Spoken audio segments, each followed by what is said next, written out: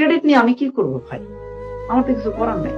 তুমি চান্স পেলে তোমার পরিবার খুশি হবে, তুমি চান্স পেলে তোমার মন ভালো লাগবে, শান্তি লাগবে, চান্স না পেলে ভালো লাগবে না। কাজে কথা শুনবা, হতাশ হবা না।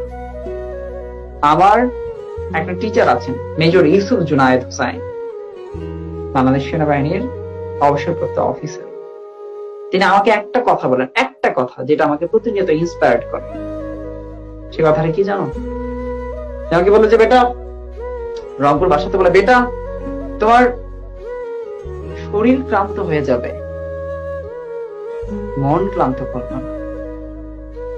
কারণ মন ক্লান্ত যদি করো, তাহলে যে তোমার ক্লান্ত শরীর আছে সেটাকে বয়ে বাসায় নিয়ে যেতে পারবে, তোমার গন্তব্য নিতে পারবে না। কাজে শরীরের উপর দিয়ে যা হচ্ছে হোক, মন শক্ত রাখবা।